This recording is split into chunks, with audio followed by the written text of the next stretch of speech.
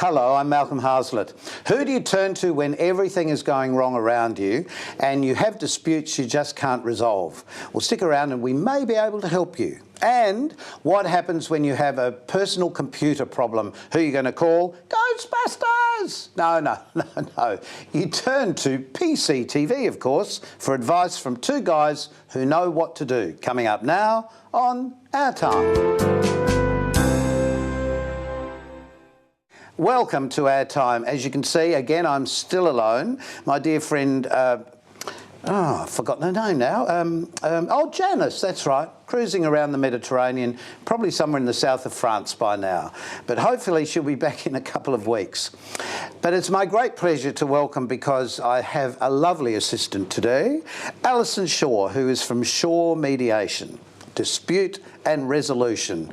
All of those things. Hi Malcolm, how are you? I'm good. Now, this is a really interesting thing, because I've just had a recent experience of having to use lawyers to sort out an issue. And if you had an issue that was right for you, I'll give you an example. If I had an issue with perhaps a sibling because we had a deceased parent and we couldn't agree who got the house, what would I do? Well, you've got options.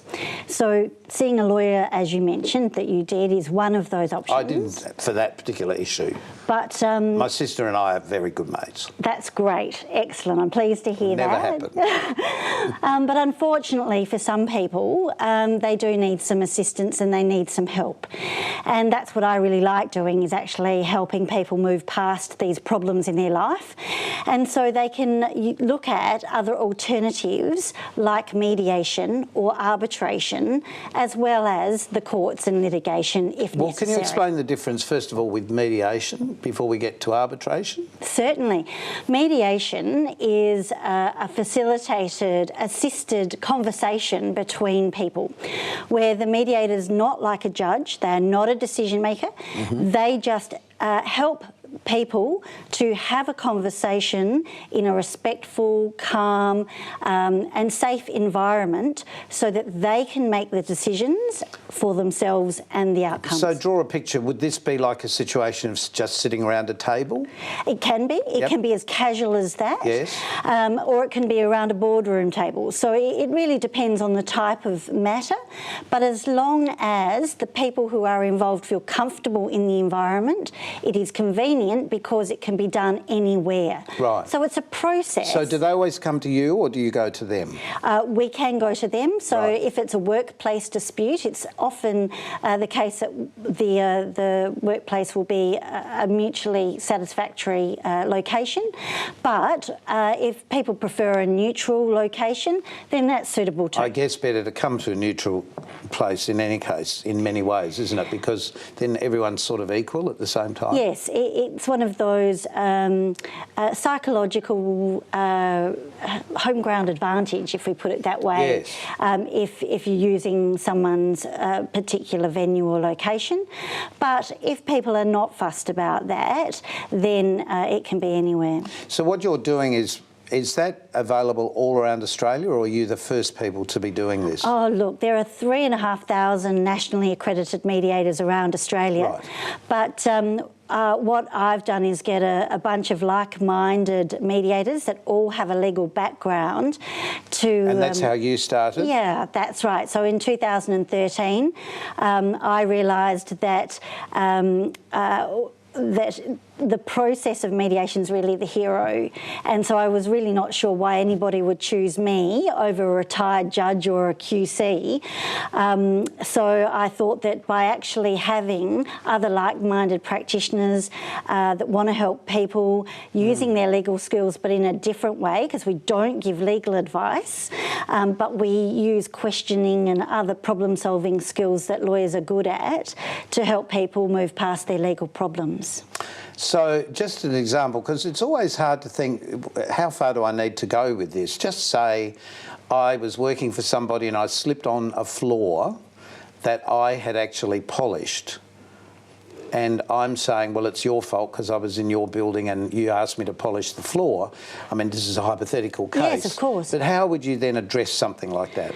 By speaking to you about the situation and speaking to anyone else that's been involved in the situation. So you wouldn't necessarily tell me you used too much polish on the floor, so it's your fault? No, I don't need to be a subject matter expert. Right. I'm relying on you to be that. Right. And if you need legal advice, I encourage people to get legal advice about their legal position. But when people have been prepared for the mediation joint session, they've already turned their mind to their best case scenario, worst case scenario, and really come to the table acknowledging that they've contributed to the situation in some way. Well, you have to. It takes two to tango, is the old saying, isn't it? Of course. And so when people are willing to take responsibility for themselves and the situation they find themselves in, when they come to the joint session of the mediation, they are able to look forward and say, well, we've got a problem. How are we going to fix this? We want it fixed. So the process is very future focused. It's not about proving what's happened and who did what. It's not about blame or finger pointing. Right. That's it's very much about what options are there, and the parties generate their own options about how they can fix it. So you knowing what can be done to fix the floor is helpful. So you can tell us what the options are from your perspective. Right. But some of them may incur costs.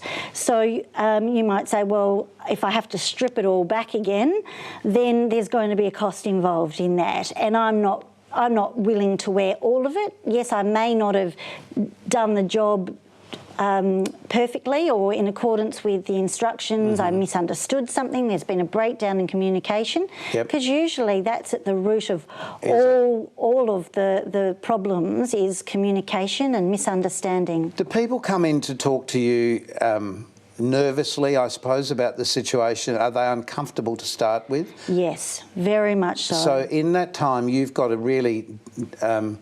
What's the opposite of uncomfortable? Make them comfortable. Yes, would be. I have to establish a rapport and sides, trust with them on both sides. And I can do that because I'm independent. I don't represent either person, and I'm completely non-judgmental. It's not about blame. I'm not going to be making any decisions, which is very different from arbitration. So in that same flooring example that you just mentioned, another alternative is for people to engage me or others as an arbitrator, who is the person that will decide on the outcome if everybody consents to that process and approach. That puts a lot of responsibility on the person, though, and you've got to be extraordinarily well briefed, I would imagine.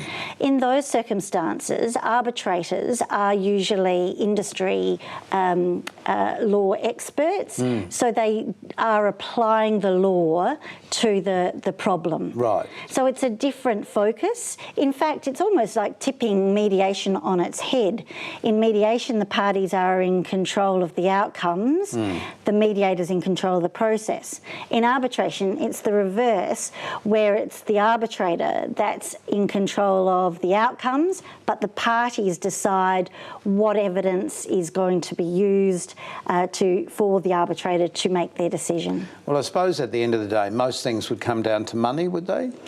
Not always. Not always. And that's where mediation does allow people to address emotional issues as well, and where it's siblings or family law matters, where there's been a breakdown in relationship, it's not always the legal issues that are the problem for people to overcome. So in many ways, if it wasn't a legal issue, it'd be a lot better to go down this path because the costs wouldn't be as great.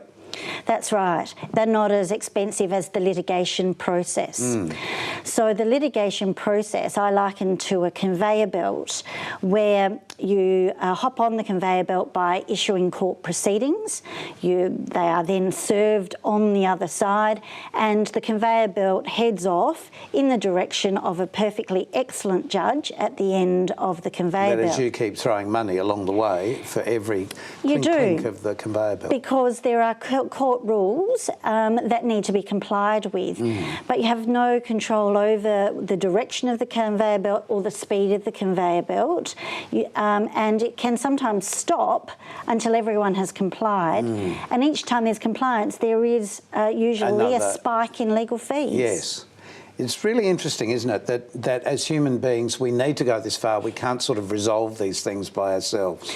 Well, sometimes it's just people not knowing what options they have available to them. Sometimes people feel quite aggrieved and angry, and so immediately think of lawyering up. They're going to go and see their lawyer. And that's not a bad starting place, but another question to then ask their lawyer is, can we use mediation, or should we arbitrate this, or do we need to use litigation? So there's 3 steps or 3 directions you could basically take in a situation. Yes, but even before that, lawyers will often say, well, let's just write a letter to the other side. Yes. And sometimes the lawyers will negotiate via correspondence, but sometimes, in my experience, parties don't feel that progresses as quickly as they would like, and the lawyers' fees are sometimes mounting up, and there doesn't seem to be that progress. It makes it difficult all round. Alison, thanks for coming and talking with us, because hopefully if you do have a problem that you need mediation or a dispute resolution for, you can check out Alison at this website, or you can find out more by just checking, perhaps Googling in the town that you live. So stay with us, because Alison, we hope you can stay with us at the end of the show, and we're going to meet the boys from PCTV, Nizar particularly, and the pitfalls of the internet.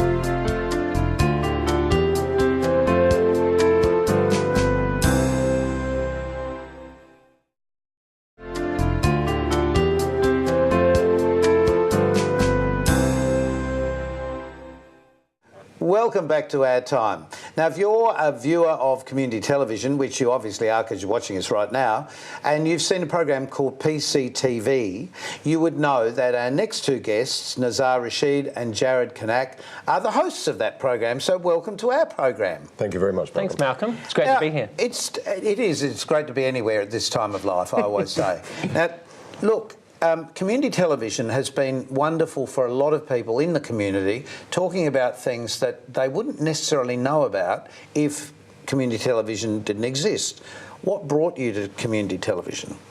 Well, it all really started with Nizar's involvement with community television. I was sort of dragged along at the end there. Yeah, I brought him in for the ride. It started basically because of the fact that we both come from an IT background. I would get a lot of questions. It's information technology for the uninitiated. Information technology, that's correct. Fabulous. I would get a lot of questions specifically from family, relatives and friends about computer-related issues. And as I can tell you, coming from an ethnic background, when you're asked by someone who speaks English as a second language, computing questions, well, it can take a really, really long time. So I thought it would be fantastic if we could just create a show that would actually go through the process and show people what we were talking about rather than just speaking at them. They'd go a lot further towards helping them solve their issues. Yes, because that's often a problem for somebody who knows how to do it. They say, oh, you just do this, click, click, click, click.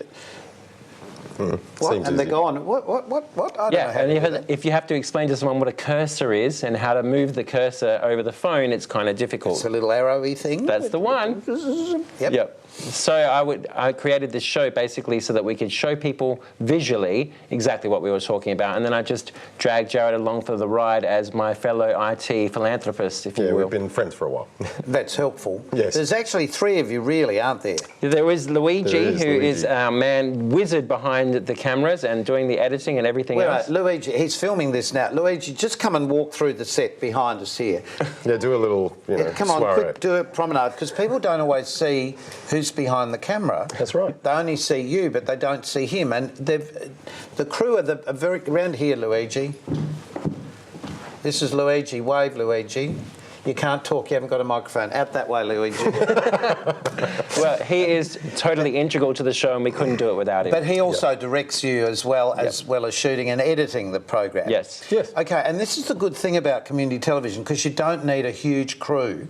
You can, in some cases, just use a handycam sort of to film it. Well, that's right. And you've got to be conscious of mics and stuff, but anyone can make community television as long as they've got a good story. Oh, I can tell you for us personally that we actually go to the State Library in order to use their Final Cut software to do all of the editing right there. So we don't even have a studio per se. Right. We do all our filming, and then post-production we've done in a public resource area. So Brilliant. Yeah. And that's really what community television is. Yeah. So coming up with the form of the show, how did you do that? Well, Was it just questions that people had it's asked? mainly just questions and things we know that people, I guess, don't know because we work in the industry, different areas of it. Like, have you tried turning it on and off again? Believe it or not, that works a lot of the time, Malcolm. So, you know, I will... I love the IT crowd, that show that's It's very created good. for exactly Closer that. to reality than you'd imagine. That's actually. right. And which one are you and which one are you? Yeah, exactly. Okay, so let's get down to some good advice to people. So we know that you know what you're talking about. Scams on computers are becoming a bigger problem, and I hear via the program, I hear people saying, you know, you keep talking about Facebook, you keep talking about the internet, but we really don't want to go there. The police, we've been to something and the police said you shouldn't do this and you shouldn't do that. Well, of course, we're then losing one of the greatest tools that mankind has ever had if we don't use it. So let's talk about these things that sometimes come in an email that you're never quite sure whether you should be opening or not. Yeah, well, I mean, they call them sometimes phishing because, you know, they're phishing Spelled for a with a bite. PH, yes. With a PH, that's right. Spear phishing, if it's sent to a particular individual, that's when it's getting quite industrial, you know, commercial and stuff. But generally, I would say entertain a healthy skepticism. Yep. If you haven't asked for something and it's unsolicited, you know, then look twice. Something like a banking institution will never refer to you generically. They'll use your name. They will never ask you for your password. So there's a big one. Never, ever give your password. In sort of a tenet in IT that no one knows their password except Well, that's the idea of person. a password, isn't Correct. it? Don't give it to anybody. That's right. And don't give it to the machine either. No. No. Well, these days the machine will ask you to. Yeah, well, in some cases, but when they should. But I see it's in the address. Often the address is a bodgy one. You think it's from a bank, but there's something misspelt. So it's just to be sure of those sort of things. He passed you over to you. Yeah, for sure. But what you can definitely check, if you get an email that seems to be from a banking institution and it says that it wants to verify your account details or anything like of that nature, one thing you can do is hover the mouse. If it's got a link that it says click here and you can go in and fix your account up. If you hover your cursor, the little arrow, over the top of that link, it'll show you the URL, which is the actual address that it's going to. And if it doesn't say, for example, westpac.com.au, then you know straight away, well, this is something suspect. And if all else fails, ring your institution, ring the bank and ask them, did you guys send me this? You'll find that most banking institutions have got like a scam watch type setup where they would encourage you to forward any kind of suspicious emails to them because they want to be kept informed. I've certainly done that myself. Yeah. Yep. Because they want to be kept informed, and so it's just, you know, a couple of little things that you can definitely take care of on your own before you have to hand it off. And as I was saying earlier, like 90% of all transactions nowadays are digital. So you've got to be aware that this is a dangerous area that you should be wary of. Yeah, that's right. It shouldn't scare people away from the internet, as you said before. It is the greatest resource, but now it's... Yeah, you have to be a little careful. Yeah, well, it's not just with that, though. The supermarkets that we all use, Coles, Woolworths, Foodland here in South Australia is the main three. Quite often I've been getting so-called offers from them. Okay. But again, when you look at the address line, you see that it didn't really come from them. It probably came from a person's name, and you read down, you think, oh yeah, they just want me to fill in a little survey. Yeah, Coles surveys, I've seen these. And the little surveys suddenly take you to Hungary or Germany or where did I say? Greenland. I thought that was amazing that someone was running those companies in Greenland and wanted to know my information. So I always go to the bottom of the email and where it says click here to unsubscribe. Yep. And when you do that, it's amazing where their home base is, where these emails are coming from. And you just know that those companies aren't in those places. That's right. On that, Malcolm, though, be careful with the unsubscribe button, because a lot of the time these are automated, it's called spam, where they just send millions of emails in the hope that they'll get someone. So when you hit unsubscribe, you're actually verifying that your email is a real person. Right. So you've got to be careful there too. In all honesty, the best thing, get rid of them? Delete it, ignore it. But you keep getting them. Well, you can block them. Some email clients will allow you to say this is junk, and so something from that domain will be put into your junk. Right. A lot of systems now have pretty effective spam filters already. But as you say, out of the millions they try, it only takes one to get through and click on it, and you can cause a lot of trouble. A quick way you can check for the unsubscribe thing is if you look at the link that they're trying to send you to, and by hovering your cursor over the top, and then you go down to the unsubscribe button and it's the same URL, you know straight away. You're just confirming that this is your address. Yeah. But if you go down to the unsubscribe and see that it's a different URL, okay, unsubscribe. That's really good advice. I'll remember that, because I've definitely been bombarded with information because I foolishly thought I was doing the right thing by the company I usually shop with. Yeah, or sometimes you get a frequent flyer. Yes. Yeah. Yes, that's another one. Yeah. But also there are specials that come out each week and you think, oh yes, that'd be, I just click here and I get 10% extra off or whatever. And you realise, no, it wasn't that at all. Well, I mean, they're designed to be alluring, so... Of course. Yeah. So getting back to the hardware of computers, because I guess that's the next thing. We all started with great big units, and now we've got smaller, thinner, until we've got paper-thin almost things we're dealing with. But I guess the average person in my age group and beyond is probably has got an older computer, or they've invested in a laptop. What is the advice to what to upgrade to as things change, and how often do we need to do it? Well, these days, I would say you really need to look at what you're using your device for. Yep. If you're going to TripAdvisor maybe and looking at a few things on the internet and news, maybe just something like an iPad or a tablet is good for you, and you don't need a full-blown computer. If you run a small business, maybe you run some accounting packages or something like that. A laptop these days is pretty much as powerful as your old desktop, so you could go there, but they're a lot more expensive. But in most of those cases, you're actually going online to get into the program that you're using, aren't you, in a case like that? Yeah, they call them software as a service applications now. A lot of them are. So you're actually going out of your computer into the cloud or wherever to get that. Yeah. Just explain the cloud really quickly. Okay. The cloud, it's not up there. The cloud is just somebody else's computer that you're borrowing. Way to put it, yes. Right? So, and it could be in a foreign country. It could be anywhere. Anywhere. The cloud came from, in IT, when you do a network diagram, whenever you depict the internet, you do a cloud, because you don't really know what goes on in there. So they picked up and did some very good marketing there and called it the cloud. You don't need to know. That's what they say. In effect, it's just racks of servers and switches, just like everybody else. That could be anywhere in the world. And it probably is. Yes. It can help you in terms of, like, if you've got all your photos and stuff on your hardware and stuff, and you want to, let's say, transition your computer and stuff, then in that instance, migrating all of your photos and stuff into the cloud, and there are plenty of services that are provided for you where they give you a lot of data for free or for a very minimal amount. Then you can transition from one computer to another without losing any of your data, and so that's probably the best aspect of doing it. Right, well, just hold that thought, and we'll be back in a moment to say goodbye and to reintroduce Alison to you.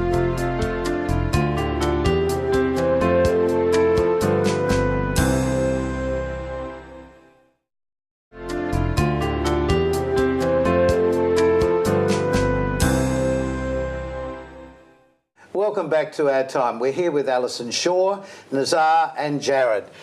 Welcome back, everybody. Thank you. We were just talking about the difficulty of if your computer is infected from somebody sending you some... Just outline that you were just saying before. Oh, it was a scenario of liability. So you might have an entity or a company A that receives an email and becomes an infected network. And then their infected network may send further infections to another entity, and how's that resolved? You know, who's liable there, especially if you can't catch the original criminals that created it. So liability. Well, liability is all about litigation and looking to attribute blame to somebody. Another way of approaching it is through mediation, where Party A and Party B are acknowledging that there's a problem and looking to resolve it with a future focus of accepting that it's happened. It's not about blame, it's about how we're going to undo it. You can't fix it in any other way. That's right. All right. Great advice. Guys, would you come back and do another program with us, because there's so many more questions we could cover. Anytime. And where can we catch your show? Well, we're currently in the process of filming season 3, so as soon as that's done, it'll be out on Channel 44, as well as on our YouTube channel, which is PCTV at YouTube. If you'll just go to our YouTube site or our Facebook page, and you can find links that will lead you to it. Done. And of course, you can check us out on any of these platforms around Australia, because we'd love to keep in touch with you, whether it's on your mobile phone or on your TV set or wherever you're watching OurTime. So until next time, on OurTime, keep yourself nice till then. Bye.